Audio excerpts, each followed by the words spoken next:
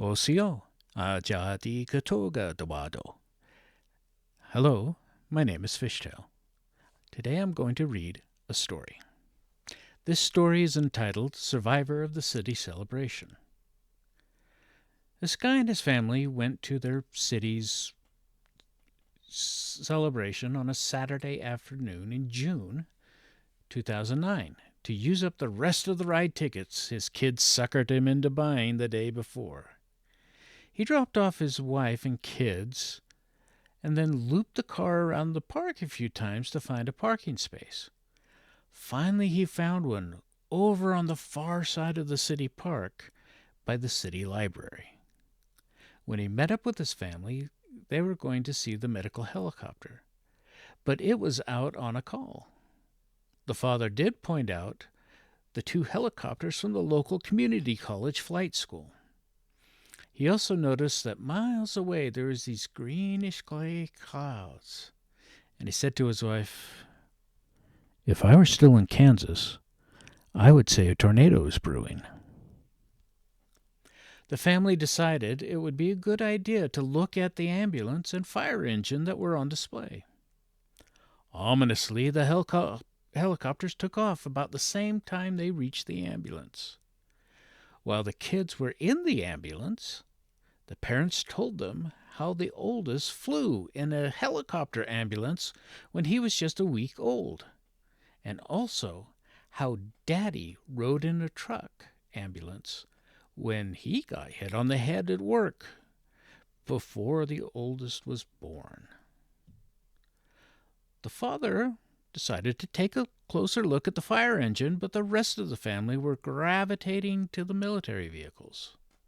The wind started to pick up. It started to rain, a little. So he started to walk to the pavilion in the park to get out of the rain.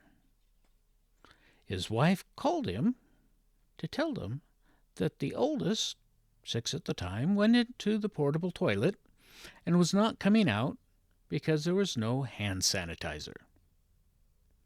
He looked over, saw her, and his daughter, aged 4, and started walking towards them.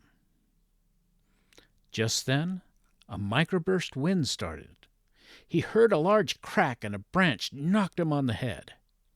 He grabbed his head with the pain, but did not lose consciousness. Afterward, he looked at his hands and saw a lot of blood.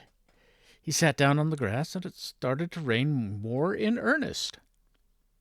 Within seconds of him sitting down, there were people around him. One of them said, "I know CPR," and took charge of making him comfortable and treating him for shock, including laying him down, throwing a blanket over him, and supporting his neck with her hand. In the meantime, his wife had noticed the branch falling down and thought, "Oh, good, it fell between us." She looked at her daughter and then realized she couldn't see her husband. She ran to the fire truck about 30 feet away, knocked on the door. All the firemen had retreated to the inside of the fire truck to get out of the rain.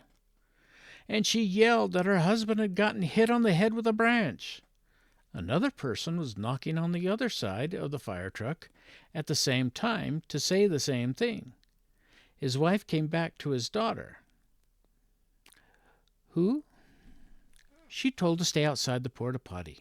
Then his wife took her to stand by him and then went to get the son out of said porta potty.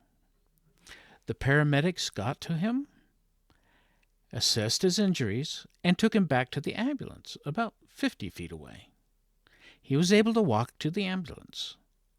By the time he and his family got to the ambulance, the rain was coming down hard. The paramedics bandaged up his head,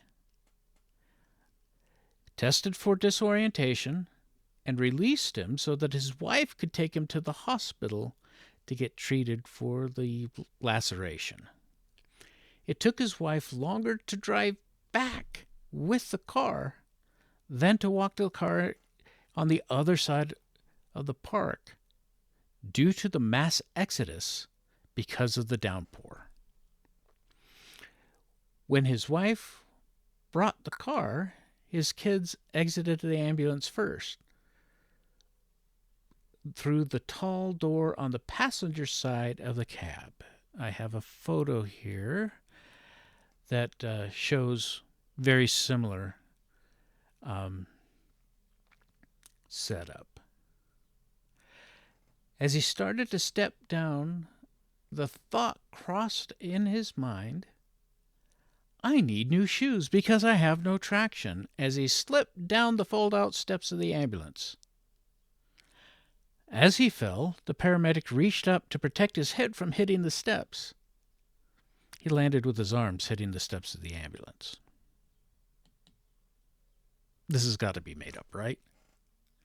I mean, this is one of those funny stories that you hear, you tell someone has had this bad thing happen to them, and then something funny and ironic happens that's even worse.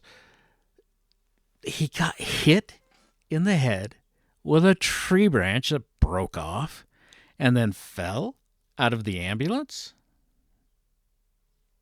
This happens to be true because this is my story.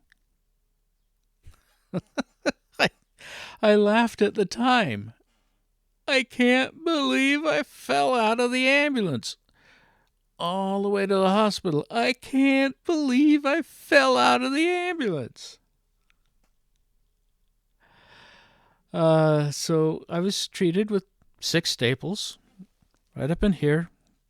Scar's still there.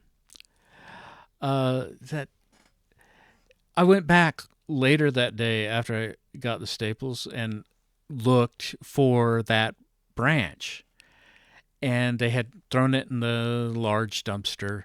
It was about 10, 12 feet long, but the part that broke off was about that big. So quite literally, and it had broken off from about 9, 10 feet in the air. So quite literally, if I had been a few feet in the wrong direction, my wife may have been a widow. But I still can't believe it. I fell out of an ambulance. Again, it's one of those things that you seem to pass along in a story. I've just got... I would be skeptical about it, too, if it didn't happen to me. If you enjoyed this story, please pass it along. Thank you. I'm Fishtail. In Cherokee, there is no word for goodbye, so we say thank you. Wado.